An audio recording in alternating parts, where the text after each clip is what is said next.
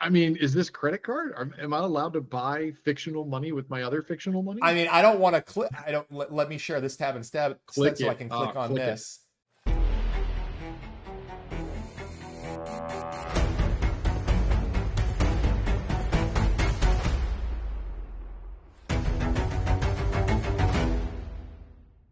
Hey everyone, and welcome to a very special edition of the Blue Sedition podcast. Today it is MLK Day. I think the whole episode we're gonna just do MLK. Was that the plan? Oh God. I had so much. I remember thinking in December, I want to do an MLK Day episode Yeah. about the appropriation of MLK by the right and them using like that one phrase, that one thing that they latch onto. Yeah. As we got we call that closer, retconning. yeah, the Republicans retconned the idea of MLK and what he stood for, but yeah, no, we have other things to talk about today. Yeah, as we got closer to the day, I realized it was Inauguration Day as well. Oh yeah. Yeah. Oh, by the way, I'm Nate Brady. He is. I can confirm this. He is you. Nate Brady. Thank you. And I am Mike Smith. I cannot confirm that. That just doesn't sound real. It doesn't sound real. Yeah. Yeah. Okay. What are you gonna do? What are you gonna do? I mean, deport me? Oh God. So it was inauguration. We had a lot today. to talk about. I wanted to just preface this here. Sure. We had a lot we wanted to talk about. So much. Nate and I were considering doing an extra episode last Friday. Yeah. And I don't think, did either of us even consider that today was Inauguration Day last Friday? Like, were we thinking that? I'm not even sure, because I was like, I want to talk about this, I want to talk about that. And then I was like, oh, it's Inauguration Day. And then everything has gone crazy. So we're going to do something a little different. Yeah, I thought we mentioned it on the pod at some point, but yeah, maybe we did. You could be right. I don't remember. So much has happened. That today has been the longest month of my life. Jesus. So where do we even start? I have a place, I guess, if we want to jump back a couple of days. Let's do it. I'll start. We'll just start throwing things at each other, guys. I'll be honest with you today. I think this is episode, I don't know what episode this is, 25, 26, somewhere around there, right? And almost every episode we generally have an outline of things that we want to talk about. And today, I'm just going to be honest, we're coming at you live. We're doing it live. There's no outline. I mean, it's been such a busy day for both Mike and I, as well as the inauguration happening. We've been all watching live streams and consuming and all of that stuff, and we haven't even prepared these things. But the first thing I wanted to talk about is just days before Trump takes office here, he has launched his own meme coin. Now normally this would be, help me understand this, because I'm woefully ignorant about it. But this is just like, when you say meme coin, you mean it's like an NFT or like a Bitcoin spin-off type ideal, but it's backed by nothing except the name Trump, right? It's a shit coin is basically meme coin is the nice way of saying shit coin, which is the real way that you say exactly what you just said. This thing has absolutely no value to it whatsoever. Non-fungible. Right. It is a non-fungible token, right? I don't know if it's necessarily an NFT. I don't know exactly what the thing is. I don't know if it's based on Ethereum or I don't know what it's split off of or how it's I don't really know how you make a shit coin, to be honest with you. Okay. I just know that I want to short the hell out of this thing because it has generated, at last time I checked, it's like 80% owned by Trump and the company that created the coin, and 20% went out live to the public, and it generated something like $60 billion for Donald Trump. And this is tantamount to like what you would call an IPO in a traditional stock offering, right? This is like, they went live, 20% of the shares are available for people to buy on, Robinhood or wherever they were selling them originally. So it wasn't on Robinhood. So let's talk about the ridiculousness of this, by the way. So first here, let me share this story. This is from Axios. The Trump meme coin doubles again. I was reading this, yesterday. Now Yeah. worth 58 billion. I want to see if this is the one that highlights. Here it is. Here it is. This is Trump's components of Donald Trump's wealth. So DJT stocks, he 4.6 billion. All of his other assets, 2.6 billion. That's what he was worth on January 17th, right? He was worth $7.2 billion. Okay. And then January 18th, he makes this meme coin, and out of thin air, he makes another $57 billion. It's we live in unprecedented times. Have you noticed that? Like this sort of thing, even probably I'd say 15 years ago, was not really a tangible think concept in anyone's mind. No one would think. Let me phrase it differently. 15 years ago, Trump was hawking steaks or Sure. college trying to make a quick buck. admissions and things like that. Right. Right. So those were his get rich quick schemes, Right. and they made him millions of dollars, not billions certainly. He but probably lost money on most of those, right? He lost money on a lot of them Yeah. because they had to be backed by actual things. He Right. lost money in the college things because of all the lawsuits against Sure. him not being an accredited college and claiming he was and all this other thing. Yeah. This is backed in nothing. Nothing. This is backed by cryptographic hashes, right? So this Right. is just in fact, we could even say before this, the Bitcoins and whatever, they had to be backed by something. They were backed by a technology, right? Like Bitcoin, Ethereum, like it wasn't just like an offshoot of Bitcoin. It was like, okay, I need to build this network. I need to build out this new cryptographic, schema. We have to we have to back this with something. But now there are companies that it's just a flip of a button. Like I'll just name the thing and it's live. Just name it and it's live. So he had to do literally nothing for this. Well, and he certainly didn't have to do any of the other things that were required of his past ventures. He didn't have to start up a subsidiary company, and he didn't have to get insurance, and he didn't have to get investors on board to put up capital, and he didn't have to have services or people working for him or buildings to run the operations. This is just, it's all a fabrication out of stupid air. And now he's got $60 billion from it. Literally stupid air. His rug pull is worth $60 billion. The rug pull. Okay, so the rug pull. So I will say, I was reading somewhere, and I don't know if I'll be able to find it again. There was something like a 3-year window where he couldn't I think it was 13 months is what it said. So it was a year and a month. Okay. All right. And to talk about it, I just learned about this about an hour ago. Okay. The Melania coin, his wife's crypto that she started today. Right. Amazing. Yeah, amazing. It already surpassed the Trump coin market cap, I believe. Shut up. Where's this? I'm not. Hold on. But that vesting window, that hold on window is exactly 1 month. So she's telling you, I'm doing the rug pull in 30 days. And so it's just like, I kind of want to give it to him. I want to be like, man, what a great scam you figured out. And people are falling for it. No, I can't. Okay, I'm never going to give them any credit ever for anything. Fuck them always.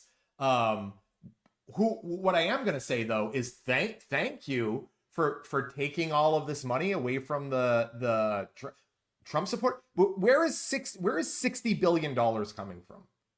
It's got to be from investors trading on the coin, right? Like you think about it in a traditional stock market. If it IPO'd at $10 and there are X shares, and then somebody wants to buy it, you can put in a buy offer bid at $11 to make sure it gets done, and then over time that just increases, right? Sorry, the difference is rhetorical. The question was rhetorical. I mean, yeah, you just said there's a market cap like Melania's market cap is if huge if true, I can't even believe it, is higher than Trump's. Where is that money like you have to literally invest. You pulled 70 billion out of the economy, out of the world economy, presumably. This isn't just people in the US, but like, and stuck it into this coin. You just funneled $70 billion to Donald Trump's holding company, or whoever the coin company was that made this, or whatever it was. Huh? Yeah. Who has that money? Or who no longer has that money, I guess is the question. I and and why did we ever allow this as a society? Like this really feels like it's going to be rife for money laundering, right? You're going to be moving around money so much through different, coins and whatnot that it's just going to get washed, or at least Oh, obfuscated enough that you'll never know. oh, I mean, no, that's the other thing that I actually did want to talk about was I don't know where all this money's coming from, but I Right. imagine if Donald Trump can back channel some other foreign government and say, you can't give me $1 billion outright, but if you buy $1 billion of my coin, which makes the price go up and does this and Yep. whatever, Yeah. then yeah, we have a deal. We have a quote unquote deal.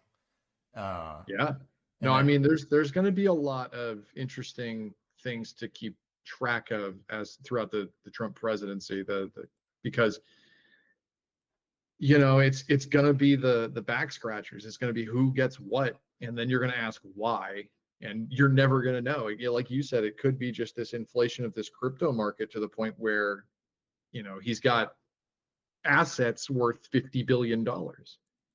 yeah, and they did say 13 months for Melania's. Oh, did I have that one wrong? My Yeah, bad. it's 13 months for Melania's. This is the Yeah, you're probably right official then. this is the official home.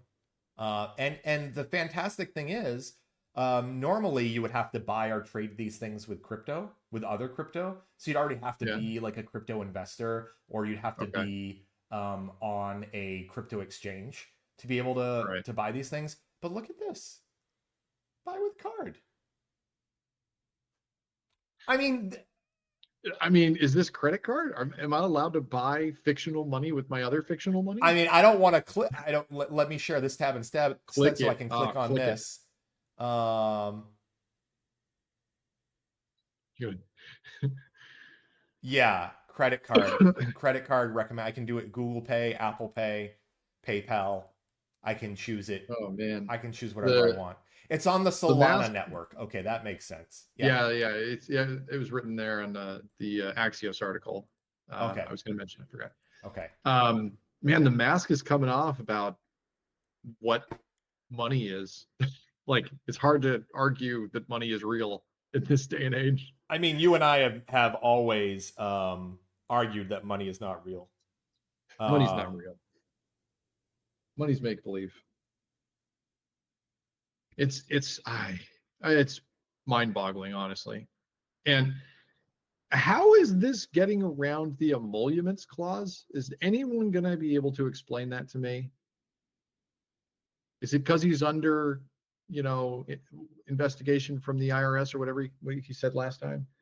What was that word? He was being audited. oh, Yeah, he's he's probably being still. audited. I think he's still being audited. I don't. So it's not the emoluments. Well, this isn't a. Jimmy had to sell his potato farm. Okay, or peanut farm. Excuse me, peanut farm. But he's got this, you know, meme coin that he's invested in that I don't know what to say anymore. I'm at a loss. I am at a total loss. yeah. Um, so yeah, so Trump is now worth, 10 times what he was worth. If you count Melania's money too, I don't know. I don't know how that works, but them as a team. So let's talk about the rug pull Okay, because that's important. right, So that the end game with all of these crypto scams, ostensibly, right, is the rug pull move. At the right, end, where Trump liquidates all of his coin, sells it all for real world dollars where he can use it on things, and bails out, right, tanking the market. right. Right.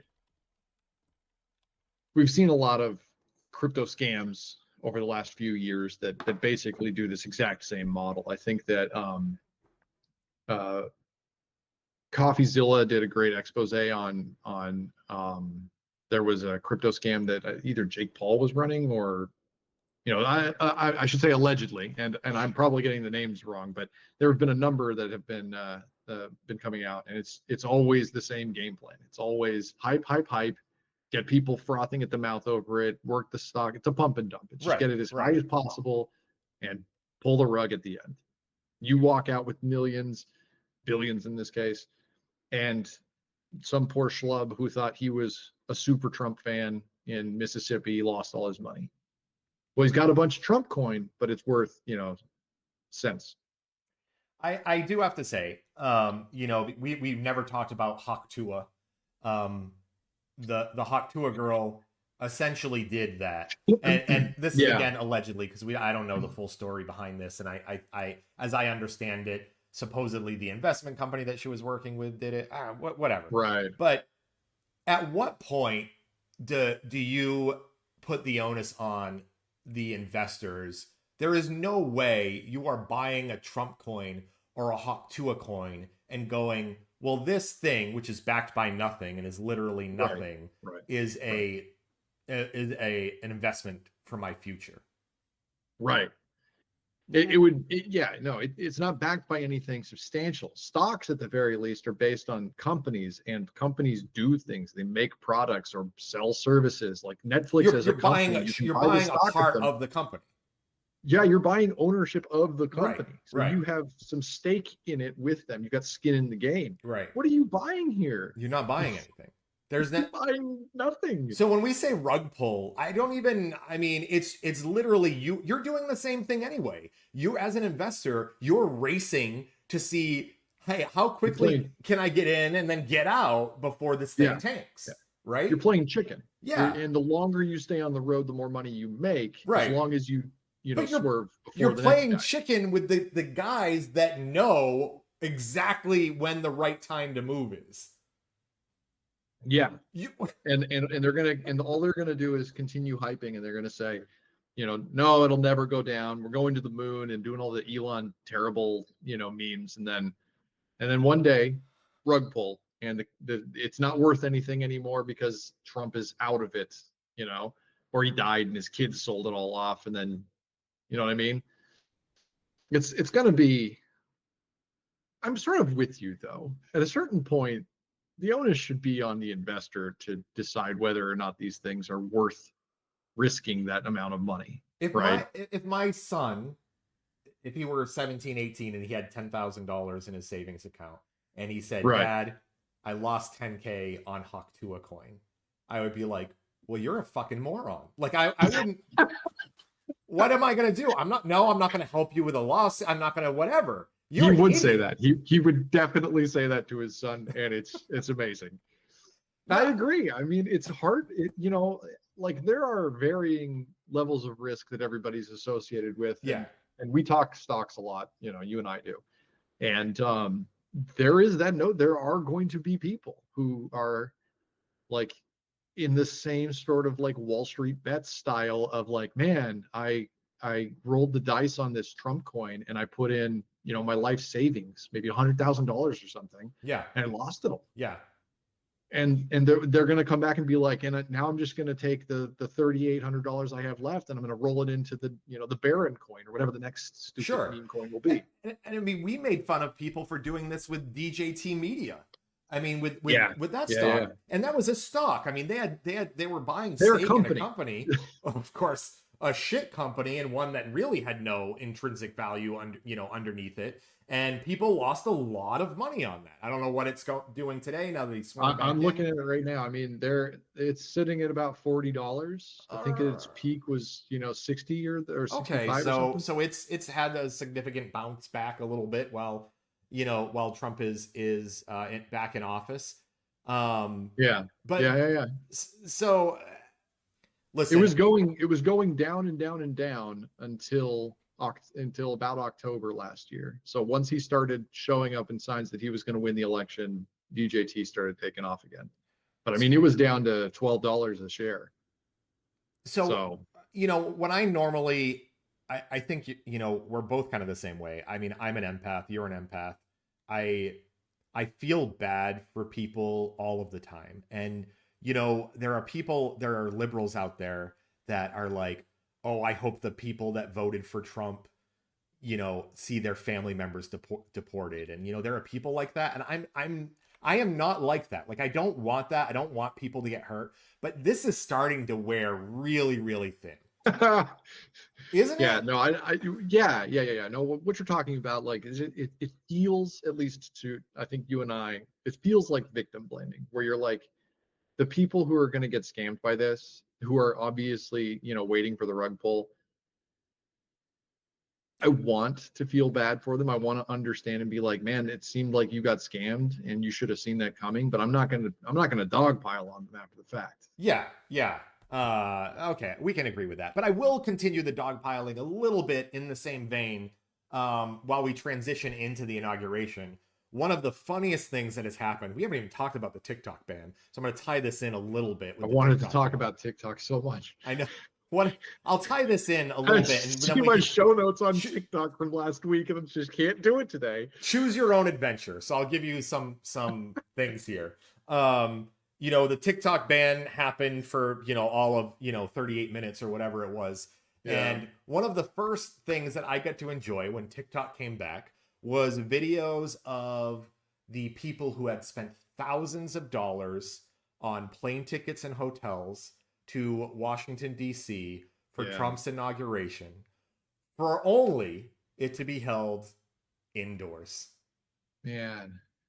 If that doesn't just set off the tone for the rug pull, because that's the rug pull right That's the there. rug. I mean, that is it. This is That's him going, we're gonna have the biggest speech, it's gonna be the best. Come down and spend money, stay at the Trump Hotel, and we're gonna celebrate. It's MAGA baby. And then day before, he's like, it's too cold, too cold. We're going inside. We can only see 20,000 people. We're going inside. He's got I don't know how many people actually showed up there, but there are a lot of people who were outside and they were pissed because they're not getting in. I mean, listen, how he was literally at the podium for, I don't know. I mean, he wasn't there long. If you actually cared about those people and you cared about your supporters, you're holding Right. this outside for them. I mean, you're making their quote unquote dreams come true. He doesn't give a shit to spend He an doesn't. hour in the cold for these people. Never No. mind anything else that they think that he's promised them. No, he doesn't. He doesn't. And it's like you said, it's like, okay, he doesn't have to win them over now, right? I think that he thinks that his voters are stupid, and he'll tell them what to do and they'll do it. And now he's like, and now I don't need your help. I'm the president for the last time probably, Yeah. and I don't need you. So Fuck you. fuck Fuck you. you. So yeah. Like, So I don't need you to riot at the Capitol this time. So go home, I guess. I don't know. I don't know. Thanks. And by the way, one of the what's this is so fascinating because this has never happened before. Anything like this. What's really fascinating about this to me and scary at the same time is that the only reason, in my mind, well, I mean, the only reason anybody wants to become president, you have to be a sociopath, is money and power, right? Money and power. Trump wanted to become president again, probably was told he had to become president again to avoid all of the legal trouble that he was in. Yeah. And also, he saw it as a way to increase his net worth, which he did, the last time he was in office, right? Yeah. He made $60 billion the day before he took office, right? He 10x'd his net worth the day before he took office. That's it. He has nothing. He doesn't need anything now. If he can literally take this money, he's accomplished everything he wanted to do. Now it's fuck around and find out time. No. You disagree. Okay. I disagree. I think that the only thing that people who have money and power want is more money. Is more. Sure. And there is, with the sycophants he surrounded himself with, mainly the tech bros and things like that, Elon and those idiots, is that there is a club, and it's the guys with all the money, and he wants to be the president of that next. He wants to have more money than Bezos and Elon, and he wants to have more money than than anyone. He wants to be the world's richest man. That's his next goal. I guarantee it. Can we talk about what you just said there just for a second? I want to pull this image up. I want to talk about what I just said about the sycophants. Oh yeah, there they are. Zuckerberg. I forgot about him. Can we just talk about how these guys were literally right behind Trump, while Trump's staff was behind them. Cabinet members. I mean, cabinet members are behind the billionaires. We literally, is there any better picture of an oligarchy than this? No, there's not. The next election needs to be a Democrat running on the message of eat the rich, and they just need to go just completely ham on that. They need to run this ad nonstop and being like, you elected a billionaire and he sucked and all of his friends were billionaires. We should just probably murder them all. But the problem is execute them and put them on the wall. But the problem is the Dems are going to find one of the richest, because you need to be anyway. But you can't run on that message when the guy who's running for the Dems is going to be a multi-millionaire, billionaire. No, obviously it's going to have to be a populist who wins, as Trump did, in spite of the Democrats. So like Trump won in spite of the Republican Party trying to keep him out of office. Think back to 2014, 2015 at the lead up to the 2016 election. Every Republican at every turn disavowed Trump. He's not a real Republican, and he's bad for the country, and blah blah. He wasn't invited. He stormed in. He had a populist message and forced his way onto the stage, and he beat them to death with it. We need that with the Dems. We need somebody that just go completely crazy. I will tell you, the Dems can't do that, because one thing the Republicans didn't know how to do very well is, well, as we've seen, they don't really know how to govern, is even govern their own institutions, meaning the RNC was not well equipped to handle a populist coming in from the outside and smashing through the barriers and becoming the front runner. But the Dems knew exactly how to squash that. And they did. And we saw them do it twice. I think maybe, here's what I want to say about it. I said, so just to drop the pretext here, we're talking about Bernie Sanders. I think that Bernie Sanders was very much viewed by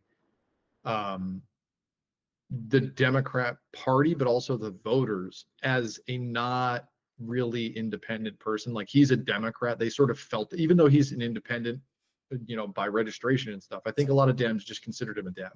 He wasn't outside of the system enough to be that populist like Trump, who's like, I've never been in politics and I hate politics, but I have to do this because you all suck so much, and just forced his way onto the stage. I think you need somebody who's like that. Oh, I don't think you're going to get that on the Dem side. I don't think I'm going to get it either, because we live on the bad timeline. But well, I mean, I think the closest you're going to get is an AOC who is that insider outsider, like Bernie Sanders. Yes, right?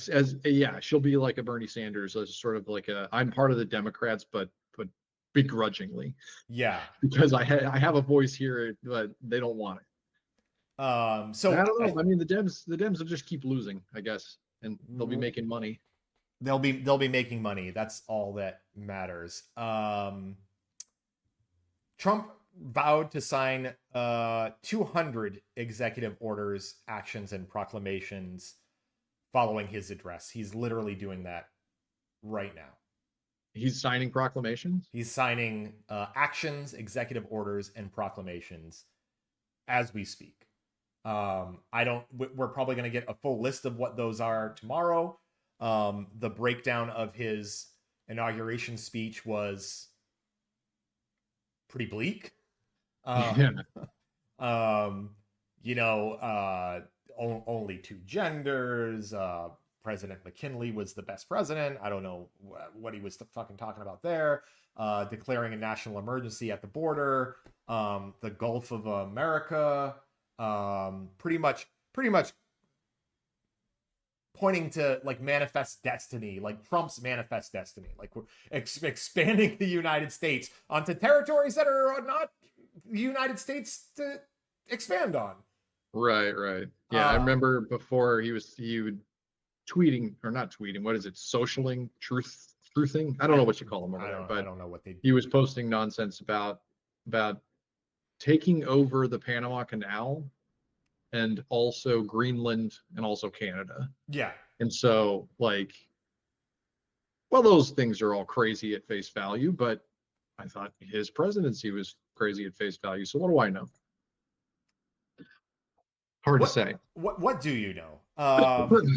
What do I know? I know that it's going to be an absolutely ugly first year. It's going to Right. be just absolutely disgusting. His main focus, I think, is going to be on the immigration Mhm. issue. We'll say, um, and you remember he tried to do it last time, but he tried to do it with the help of his cronies in Texas, where he tried to like they tried to put like razor wire the re, the river. I don't Remember even when he remember wanted to do alligators? Rio Grande, I think maybe. Remember when he wanted to put Yeah, and it's alligators, just like like build a he moat? put yeah, they built like a fence in the river and it had like buoys on top that you couldn't climb over because they just spin. Mhm. And then there was razor wire on the United States bank side, and then like people were drowning when they tried to cross. And Jesus. then like I don't know. It's just terrible. And he's not gonna have anybody in his cabinet who's gonna tell him no. Not So this he's time. gonna do things that are all blatantly illegal. One thing that I think we should call out a lot on here is that his strategy for that is going to be revolving around ending birthright citizenship, which Right. sounds crazy because Right. it's a constitutional amendment. The Right. 14th Amendment Right. guarantees birthright citizenship. Mhm. And for 130 years, they've argued, well, I should say, case law and precedent have been set that that means if you are illegal and you have a child here, that child is a Mhm. United States citizen. Mhm. Like that's closed and done. But his Supreme Court might try and overrule that the same way they did Roe v. Wade. And So, if not, another thing he can do is it has a special call out in the 14th against um, children born during occupation of like a war, as for example. So if you had somebody invading the United States and they were say, they had children, the soldiers had children in the states, those children are not specifically United States citizens. That was a call out. So he's going to say Mexico is declaring war on us by sending these illegal refugees or whatever, and like those are going to be considered combatants in a war, so that he can leave it under the pretense of we're going to deport the kids because they're not naturalized citizens because during this war they were conceived and born. and this That's going this to be the angle. this all started because of the Civil War, right? Like that Yeah. particular. So, okay, well let's take a step back here. He's going to sign an executive order today ending birthright citizenship. He's literally, if he hasn't already signed it, we it hasn't come through yet. He is doing that today. It's not a question of will he, is it going to come later in his administration. This is a day one executive order that he is going to sign, and the legal battle for it will begin immediately. Right. If it goes to the Supreme Court, what is your take? They'll probably overturn the 130 years of precedent that exists that say that illegal aliens who have children in United States soil or on the United States soil have United States citizenship. I completely suspect this Supreme Court to just say, fuck it, no rules matter. We'll just do whatever we want. We are supreme after all. It's hard to find any. Even during the first administration, his first administration, I was like, okay, everybody, let's brace for this, but maybe checks and balances will work, right? And sometimes it did, but most of the time it was like, oh, okay, there's no checks and balances. No, This time I am much less hopeful. no, I have no hope for this. I know that in previous episodes I have sort of waxed poetic about it being part of the Constitution and about how the legal battles will mire things, but I think from the view that we've seen just today makes me believe that they're not going to wait for approval from anyone. They're going to, like you said, he's going to write an executive order that says the 14th Amendment is not valid. And he has no legal stance or standing to do that. But at the same time, the 2 or 3, 4 years it's in court, he's going to be deporting American citizens because you can't stop him. Yeah. And all of his all of his cabinet picks, all of his sycophants he surrounds himself with, they will not stand up to him. They want him to succeed. Whereas last time he at least had some government folks, longtime political people who were like, we can't do that. You can, there are things politically you cannot do because you're gonna take us down a road we cannot recover from. This time he's got people who are happy to burn the house down. We need and maybe this is something we need to do. I mean, I know the White House puts it out, but we need an executive order kind of tracker to see, kind of up to date exactly what this maniac is doing. Yeah. But yeah, I mean, you said the executive order will be pretty much saying revoking the 14th Amendment. I mean, it's unfortunately for us a little bit more clever than that, right? Like he's going to sign an executive order that is a specific phrase in that amendment doesn't mean what we have all just assumed. Yeah, he's going to do him and his ilk have no doubt come to the conclusion that this wartime thing is the workaround for the 14th, and it's simple enough that Washington Post will put on the headline, interesting interpretation of the reading of the 14th Amendment gives Trump this rogue idea that could end up deporting millions, and you're just going to have them carrying water for him. Yeah. Has Trump been right all along? Right. Even though he's and it's and he's going to win these little legal arguments, these little niche, well, actually we can X, Y, and Z, and then what it's going to be is it's going to be internment. It's going to be prison camps of these people where they're getting. Where do you even send them? There's so many questions. We're going to be back to like the Japanese internment camps of World War II, and that's in the good case. In the good case, we have American-run Japanese internment camps. In the worst case, we have German-run internment camps, and it's going to get very bad because most of those people weren't deported, Nate.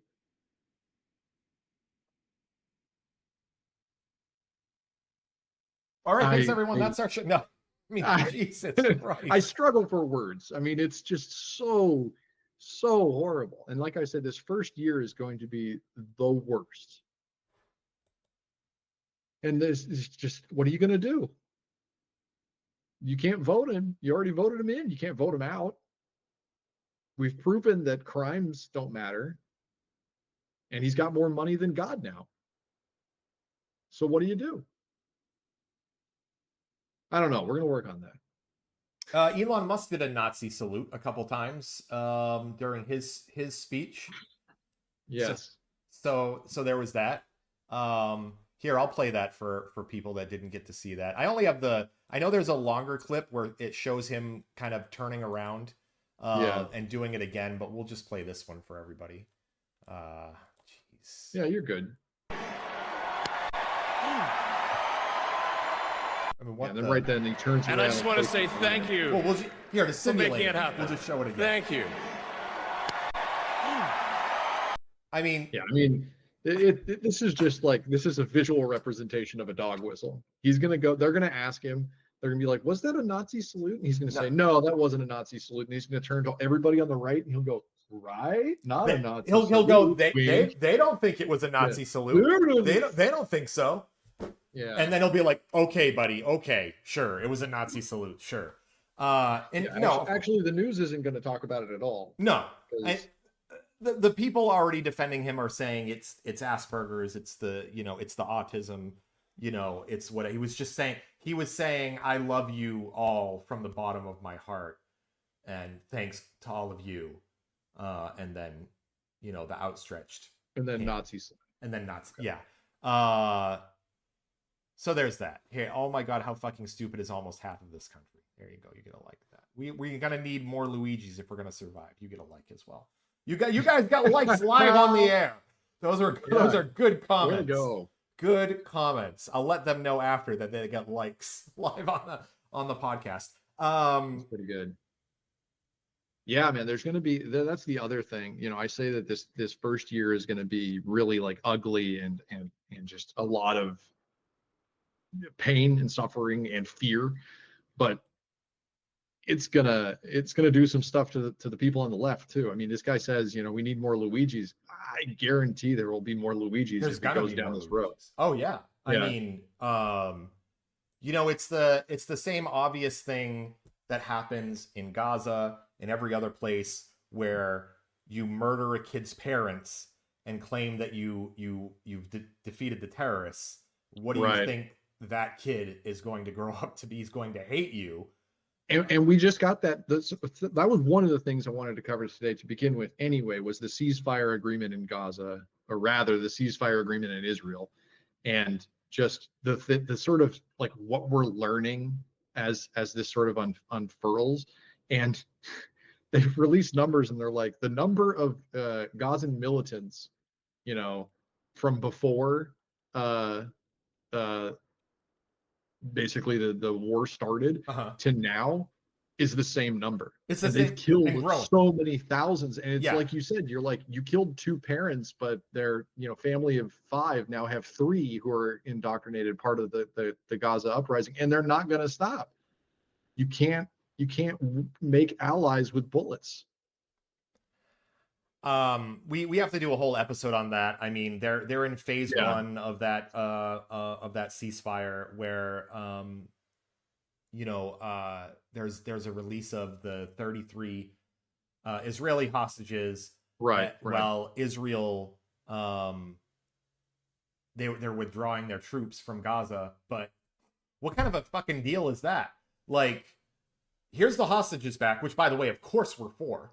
We don't want anyone harmed. No. But now the Israelis are withdrawing after they've murdered 47,000 Gazans. Well, and they've leveled Gaza. Flattened, Like, completely what flattened. do you called for a ceasefire? What do these people have to return to? Nothing. Nothing.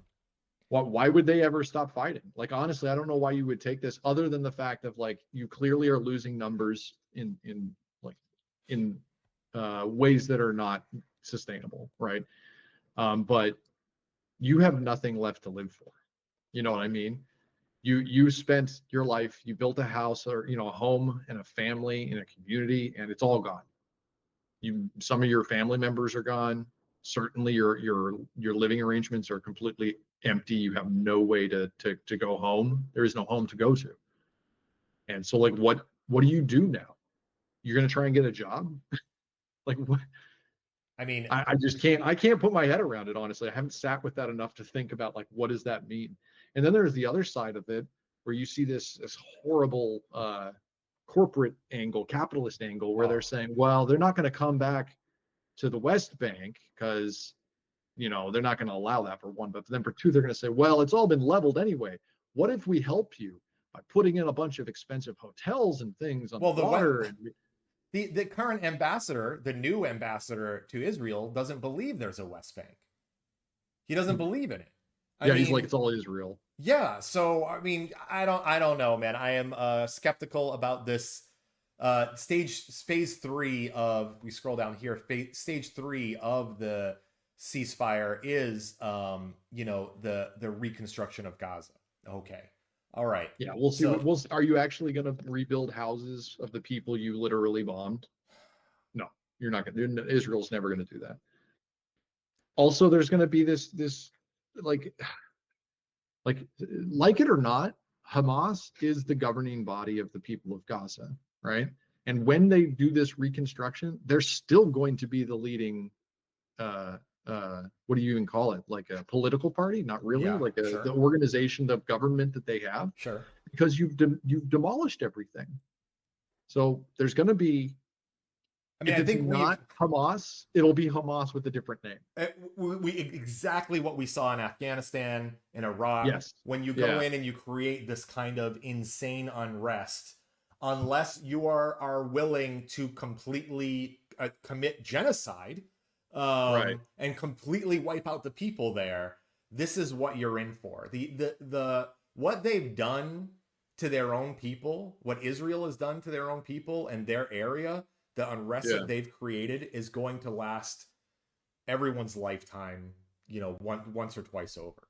No, and it's going to get worse because Yeah. what's going to keep happening, it's going to keep happening, is there going to be people who live in Gaza who are not associated with Hamas specifically, who lived through this hell, and they're angry, and they're just going to start lobbing rockets back at Israel as just sort of lone wolf, lone gunman type folks, and it's going to restart this whole thing every single time because all you have here are just literally desperate and angry people. You bombed them to oblivion, and you told them to go back to their rubble. Yep. They have nothing else. They're just going to keep waging war on you if they can. Yep. I don't know how we got And there. that's what Bibi wants. Obviously, that's what Netanyahu wants. That because he does want to exterminate, in his words, the people of Gaza. It's just his goal. It's no different than Trump and his blatant hatred of brown people, Mexicans specifically. It's just there's no difference there. MSNBC panel shocked that Trump's attorney general pick owns $3 million in his media stock. Are you? That doesn't look like your shocked face. Is that your shocked face? Well, isn't that Bondi? Isn't that her Yeah. name? Yeah. Yeah, she's not shocked. Well, she's certainly not shocked. Why is The it? MSNBC people are shocked because Oh. they're stupid. Oh, it's because they're stupid, right? It's because they're very, very stupid. Sorry for the people who are only listening. You might want to read that headline off. Oh, sure. Well, I think I did, right? Didn't I? Oh yeah, I guess yeah, you did. I think I did. MSNBC, yeah, okay. Yeah, MSNBC panel shocked that Trump's attorney general pick owns $3 million in his media stock. Yeah, that's shocking. That's truly shocking. I'm blanking on where I saw this, and I don't remember if you showed it to me or if somebody else did. But there was a post that was from the public filings of Nancy Pelosi today that I saw. Did you see that? I think I know I shared it. You must have shared it with me. But yeah, it was showing that she had put in a bunch of call options on stocks that are going to, basically like Facebook or the Meta or whatever. And Meta, I think Google. I think there was an AI. And there was an AI company I'd never heard of, which probably means we better invest immediately. Yeah, because the fix is in. So, and it's just going back to what you were saying before. It's just so many on both sides. I think all elected officials these days are basically just inside trading on all these things and getting just fabulously rich. Nancy Pelosi is obviously the low-hanging fruit because of how long she's been at it. She's got to have more money than everybody, but yeah, not Trump's 60 billion, but you know what I'm saying. No, not Trump's 60 billion. So the fact that the AG is coming in here with $3 million of stock in DJT or whatever doesn't surprise anyone. 3 million. I mean, that's MSNBC. Yeah, I mean, what is wrong with these people? First of all, 3 million. That's sad. Frankly, I don't think she's fit to be attorney general because of how little that she's actually a poor. She's basically a poor. Yeah. Trump is trying to fill his cabinet with people representative of the United States. He wants people to look at the AG and be like, she's poor just like me. Hey, do you know how the Supreme Court justice that swears in the president is selected? No, actually. I'm because when I heard that it was Kavanaugh, I was like, oh yeah, well that makes sense. But I actually don't know how. Let's all learn together, like live on this. Yeah, let's go and do a little project here. How is the? Let's see if it's Kavanaugh. I'll just think out loud here. I wonder if there's just like it's probably just nothing. It's probably just like not seniority, right? Because that would be well, that would be the Chief Justice. You would imagine. Oh, okay. So the Chief Justice did administer the oath to Trump. That was Roberts, and Kavanaugh swore in J.D. Vance. The choice of Kavanaugh for the vice presidential oath is likely due to a personal connection. So somebody chose it then. Yeah. So it must be the practice of having the Chief Justice swear in the president has evolved over time becoming a symbol of the relationship between the executive and judicial branches. Yeah, there sure is a relationship there. Jeez. So I guess it's been the Chief Justice recently. Okay, so that's I was just curious. I didn't Yeah. watch the actual swearing in of Trump. I had the Yeah, I the couldn't. audio on. I can't with any of that stuff. I had to tune that out. I couldn't. Oh, I had it on every. I mean, it was on No, no. everywhere. Unfortunately. Man, there's so much more to talk about, but I'm fatigued from the day. But do you Oh have yeah. you have to have some stuff that you want to talk about? I'm sure. Oh man. I What do you wanted to want? talk Gaza. I wanted to talk the meme coins. We did all that. I mean, we barely scratched the surface on any of those things, but that's what we do. Yeah. We get you, some The feeling high there. level. Yeah. Yeah. Do you want to talk about the 28th? I'm happy to talk about the 28th. Oh, we fought about this a little bit. Yes, we did. We had a And I little. see it differently. You want So to? for those of you Okay. who are unaware, the 28th Amendment to the United States Constitution, depending on how you feel about this, it either exists or it doesn't Right. exist. It was called the Equal Rights Act or Equal or something. ERA, Equal Rights Act. Yeah. Equal Rights Act. Yeah. Okay. So this was proposed in 1972. It passed both chambers of Congress. It was passed in the House and the Senate, and as an amendment to the Constitution of the United States. And the last step, according to Article 5 of the Constitution, says that it has to be ratified by 3/4 of the states in the nation. So at the time, 50 states, 36, 38, I don't remember the number. 38 states had to ratify for it to become part of the Constitution. In 2021, Virginia signed on as it was 2020, excuse me, 2020. Virginia signed on as the 38th state to ratify the amendment.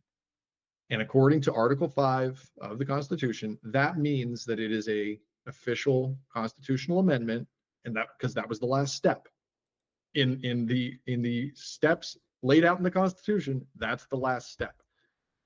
And so there is an ongoing argument as to whether or not the 28th Amendment is real, basically, because there is a different step that is not laid out in the Constitution, but is more procedural, part of Congress, where the archivist at the National Archives has to publish the constitutional amendment for it to become an actual amendment. That's not laid out in the Constitution anywhere. That's procedural, that happens to be done, but there's nothing that empowers that as the thing that makes a constitutional amendment officially an amendment.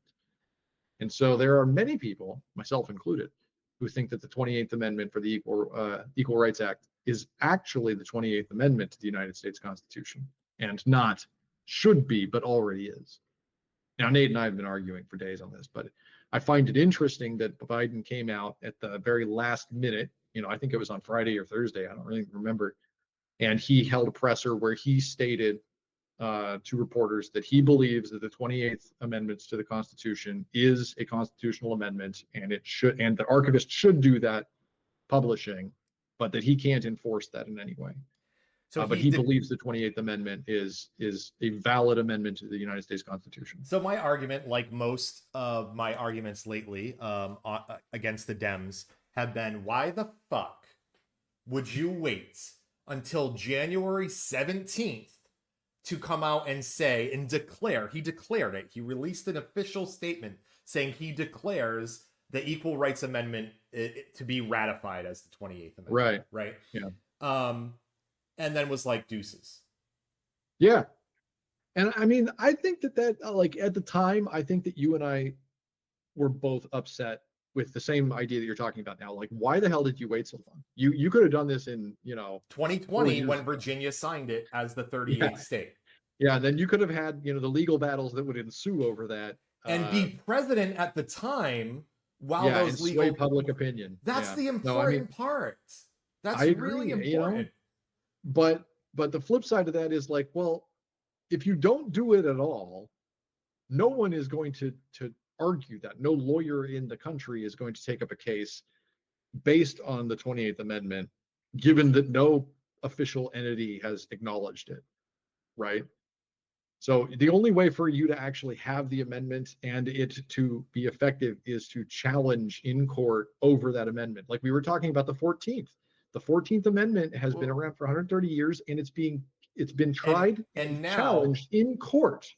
So my right? argument so you have is to make it to that point for it to have the legitimacy. Sure.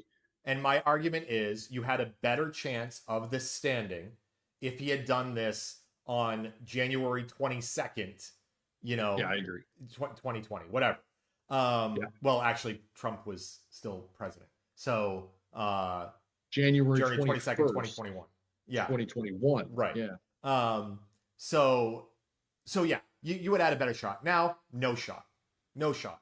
And let me tell you that the National Archivist, I've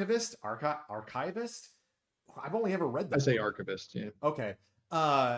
Was previously had said, no, I'm not going to certify this. Even years ago, said I'm not going to certify because when it happened, it was during the Trump admin, and his White House legal staff issued a statement saying that they didn't believe that the 28th Amendment was valid, which is one of the arguments you're going to hear about. There's context involved here that I don't think it's super important we get into because it's bureaucratic nonsense. But at the end of the day, all of the requirements laid out by the Constitution in Article 5 for amending the Constitution were exercised in full, and it should be a part of the Constitution by that reading directly.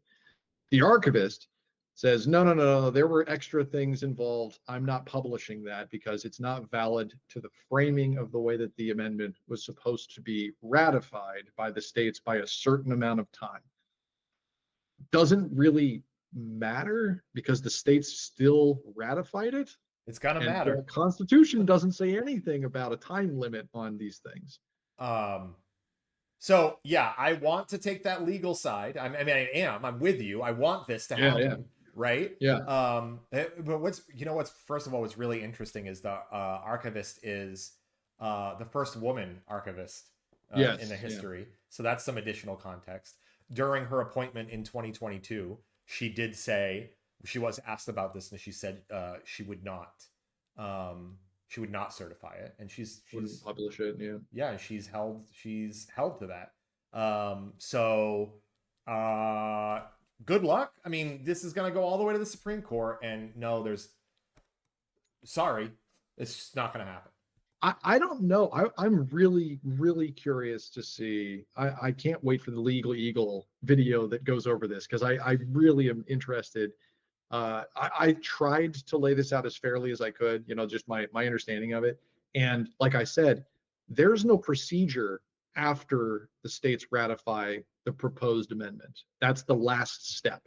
And then it says that's how you amend the Constitution. So to me, a non-lawyer, that sounds like you've done everything that makes it a part of the Constitution. Yeah, we're both absolutely noobs in this area, right? Like, I know I'm gonna reach out to the Legal Eagle. I'm gonna be like, I got an idea for your next video. Well, tell him that you need his help, his legal help. But then when you get here, it's all about the 28th. It's all about the 28th Amendment. I will say, for some more kind of interesting context to all this, there are people, Democratic hopefuls, Gavin Newsom is one of them, who even after this was ratified in 2020, proposed a different 28th Amendment focused on gun laws. So I mean, I don't think there's a snowball's chance in hell of this of the Equal Rights Amendment being the being the 28th Amendment. Yeah, I don't know. It'll be really interesting. I don't know. I think that in order for it to have a chance, you would need a slam dunk case where it is solely decided based upon the 28th Amendment as written.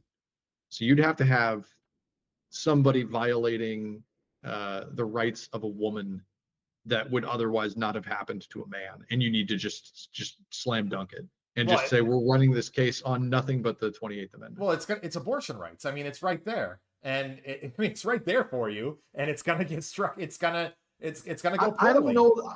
I've heard the arguments about using the 28th to defend abortion from like a national ban. Uh-huh.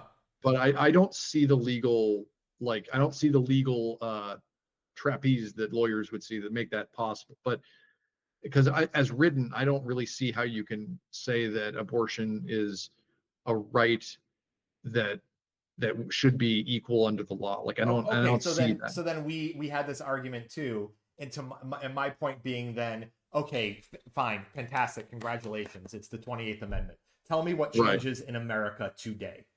And if you're arguing Yeah, that it doesn't do anything for abortion, then literally nothing changes. I'm sure that it would do something for abortion if it were taken at face value that it was already an amendment. So, like, for instance, right now you can try and make the argument for like illegal search and seizure based on the Fourth Amendment, for like civil forfeiture and things like that. Those cases are being tried and they're on the merit of the amendment as it's written. And so, like, if you tried to do the abortion thing, I'd want to see that first succeed with the slam dunk case, so that at the very least it could get to a court at the federal level where the court says, yes, we rule in favor of this party who argued on the position of the 28th Amendment as a part of the Constitution, and we agree with that reading, and it has to be a slam dunk because it's going to go to the Supreme Court. You know what I mean? Yeah. And they don't get to this. That's the other thing, is that I don't think the Supreme Court will have any jurisdiction or authority to say that it's not an amendment, because it's done everything in the fifth section, section 5 rather, of the Constitution. Okay, then I should just be able to say, show me the 28th Amendment of the Constitution, and that should come up, but it's not the case, right? Like, it's not going to be the case. It's going to be slow. I understand, but it's still, it's interesting. And I for one was happy that Biden took a stance on it from the position of President of the United States. I agree it was late. He should have done more, and he should have done it sooner. But I still am glad that he did it, even if it was 3 days. What have you been doing? What has he been doing the last 6 months, last year? What has he been doing? What are you doing? What are you literally doing? Signing more checks or more guns for Israel? Arms sales, yeah. Yeah, what the fuck are you doing? Yeah, well, we don't have to think about it anymore. It was like, oh shit, I had all this work. It's not like, oh man, I was so fucking busy. Like, I finally got to the bottom of my pile of stuff to do, so I'm gonna get this out of the way too. No way, man. This has just been sitting on his desk. Like, just sitting there. You know what would be cathartic for us? I think that we need to do this, and maybe we'll do this in the next podcast, but we need to have a sit down. I know that this is just completely, hanging on the coattails of an idea you had for a podcast that we haven't done yet, but we should just sit down and be like, here's why Biden's presidency was so terrible. And we just dogpile everything about it. You were like, get remember the time he told us all that we were stupid for thinking that we would call this Gaza situation a genocide? Remember when he said that it's overblown, and he thought that the numbers of the people being killed were being like bumped up by the people of Gaza. Yeah. And then later it came out that, oh, actually they were really lower than everyone expected, like orders of magnitude lower. He's been wrong about that. Remember when he went on in front of the news media and he was like, oh yeah, I would have beaten Trump one-on-one, me, Joe Biden, and my working brain. Like, I want to do the episode where we just like lay out everything stupid that he did or didn't do. Well, unfortunately, we're not going to have time for that, because probably by next week's episode, we're going to have to talk about the massive raids that have already been carried out in San Antonio and other places around the country that are sure to come. Honest to God, I mean, I'm already seeing it. People are geared up for tomorrow. Like. Yeah. And they were talking to, I saw it this morning, I believe. And it was, what is that asshole's name? I can't think of him, but he was on some news program, and they were asking about like deporting kids who are, natural citizens and whatnot. And he basically said, like, yeah, we're just going to do it. We don't really care.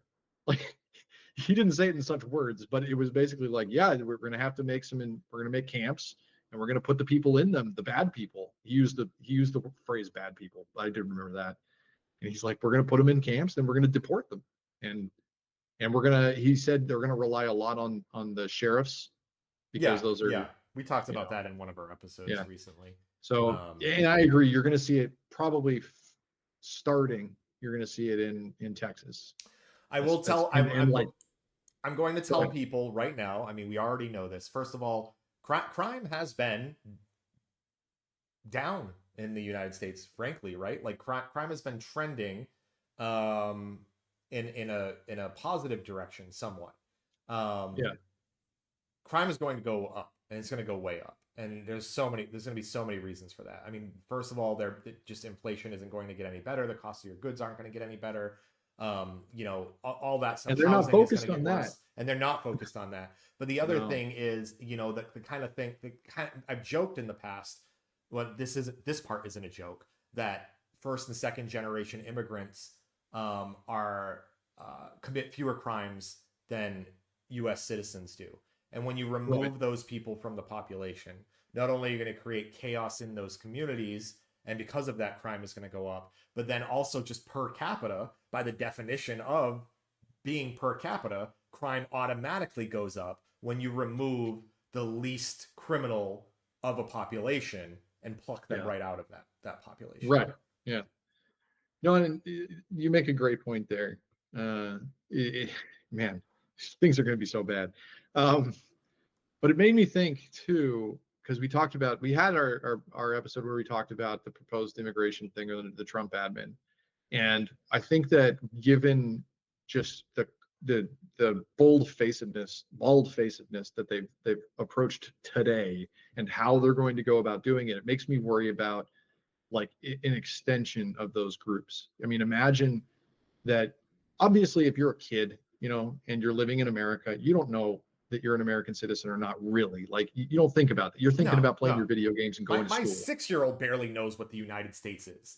Like you don't Right. understand. So when the guys in the jackboots come and kick down your door and they arrest your parents and you're going into foster care, maybe you're getting deported with them. It really depends on how draconian these things are. That's a tangible that we can understand and call horrifying at its face. But what about like these edge cases where it's going to be like, oh well, my parents are both legal citizens, they're American citizens, but it's because my grandparents were illegal citizens. So are you going to deport my adult parents, and do I get deported as well, even though I'm a second generation American Yeah, born like what's the citizen? age? Like Where do what's the line? what are we going to do here? Yeah. Is this like, you know what I mean? Like this is going to be like oh god, it's just so terrible. It's dehumanizing in such a plain way that I just don't know how people can stomach it. I don't know how It's so terrible. I don't know how anyone on the other side that's cheering this on lives with themselves. I really just don't. I don't. Hmm. I No. mean, I want to grab them by the head and Yeah. I want them to see it happening live to people and tell me how they feel. And if they don't feel anything but sadness and empathy, then I mean, fuck.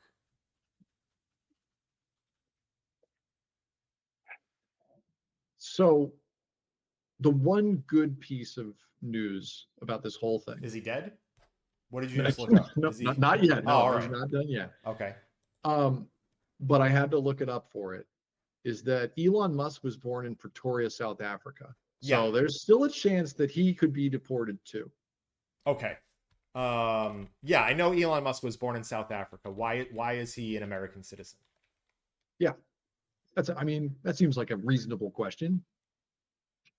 Did his parents come here illegally? Oh, I but don't no, know. but he went through the legal immigration process. Did he?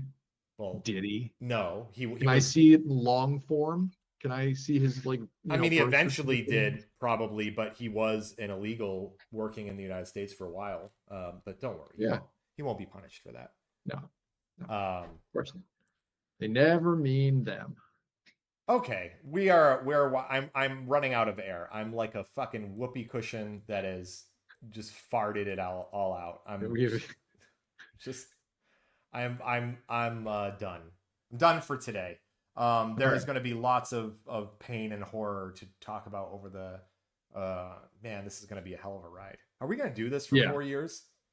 we're gonna do this for we're gonna have to. We gonna do this for 4 years? We gotta do something, guys. And people, I mean, I still think that a lot of people who are apolitical feel like this was all bluster and campaign promises that will never come to fruition.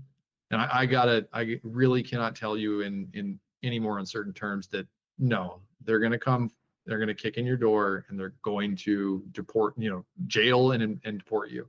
It is really interesting, huh? That Republicans mean it and Democrats don't. It's like Republicans do what they said they're going to do, even the worst of it, and Democrats aren't Yeah, doing the good things that they say they're going and to the do. Democrats promise only good things and do none of it. Yeah. I mean, it's we live in the worst timeline. This is great. Okay. Sorry to leave you all on such a downer as we we've been doing that a lot lately. So yeah, I'd like to stop doing that, but all right. Maybe we'll have another episode this week. It's gonna be a wild week. It's gonna be insane. I mean, we haven't even touched. There's all kinds of things going on today that we haven't even talked about. There's going to be confirmation hearings. There's going to be executive orders coming out tonight, probably. There's going to be 200 documents signed tonight. There's going to be political violence everywhere. It's gonna be great. Everybody, just, look. Joking aside, everybody just stay safe out there, okay? I mean, I can't do any better than that. I'm just like, when I go out now, like I don't talk about political things as best I can when I'm in mixed company. I wouldn't. It seems too dangerous at the moment. Yeah, but at the same time, though I agree with you and I want everyone to be safe, it's like you can't hide and you can't acquiesce ahead of time, because then they'll just keep running over you, Yeah. So I want that, like I've said, I think I've said this almost every episode, I want them to be afraid of us and not us afraid of them. We have to be on offense. And I just right now we're all we got punched in the chest today. I think it was a day none of us were looking forward to. I got the air knocked out of me today, waking up and seeing it all happen, and the fucking weird. Didn't it feel more fascist when inside, like, than normal? Didn't that feel like creepy? Yeah. It's just ugh.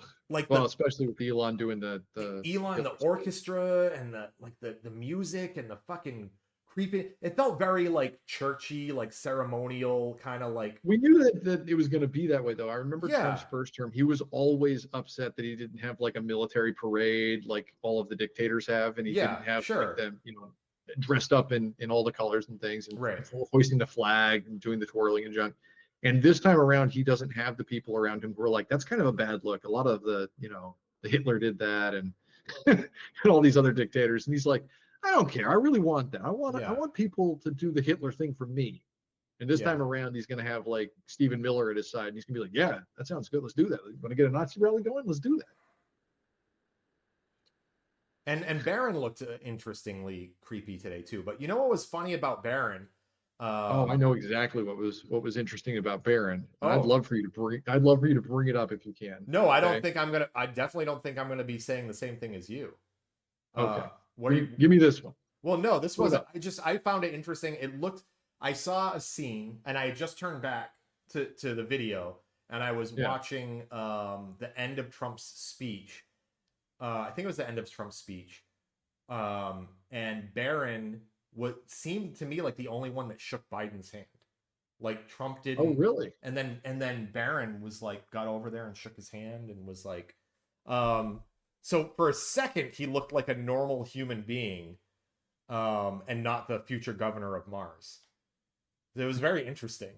But sorry, what were you gonna say? I sent you a thing. Just if you could put it up real quick. Oh, I can pull it up. This is pretty good. This is the only Barron news that I'd seen, in the last hour or so, and I think it wraps up our discussion today pretty nicely because it's focused on Elon.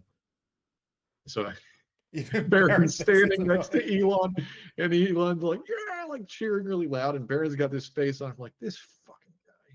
He's just the worst. I hate him. I hate it here. Yeah, And it says even Barron thinks he's fucking annoying. What's interesting about Barron though is though I find him incredibly creepy, I've never seen him look like anything other than this. Yeah, Like this maybe. is kind of always he doesn't smile. I'll give him that. Yeah, this is kind of always his expression, at least when I see him. I think he looks more like Trump than any of the adult children. This is Do you see that in his face? Yeah, maybe like I see it in his face, in his hair. I see it here. Yeah, I see it in his right there, eyes, the brow, in his fucking creepy eyes. But anyway, I don't want to talk about our future president like that. That's okay. That's rude. When we're put us in the camps for it. when we're on episode 1415 or whatever it is, and they're swearing in Barron Trump, we should show some respect. Oh my god, I didn't mean to click that. Who were they cheering for? All right, that's a good place to end. That is. Thanks again, everyone. Don't forget to like and subscribe. Like and subscribe. Give us a comment. Tell us how fun it's going to be to watch the rug pull against these crypto weirdos. I do want to see that. Put it in the comments. If you know how to short give me your sell best case crypto, scenario here. Yeah. If you know how to short sell crypto, please, please teach me. Tell me how, because I want to be on the opposite side of this, because that thing cannot sustain. You can't sustain the market cap that it has. Or let us know if you think we should start a meme coin. We'll have need to start a edition shitcoin? meme coin. You guys will get on that, right? $sign Let us know in the Blue Edition? comments. Is that how we do it? We just go on Solana and we start it, right? That's it, right? I think we just click a button and then we have our own coin. Is that how you do it? Oh shit! Did we make it? It's already. We're both billionaires. Wow. All right, everyone. Until next time. The podcast though, because I enjoy it. We'll still do it. It'll just be more Republican, than because we're billionaires. We'll have better production value. Yeah, at least that. I'm Nate Brady. That's Mike Smith. I'm Mike Smith. Everybody. Thanks for joining us. We'll see you next time.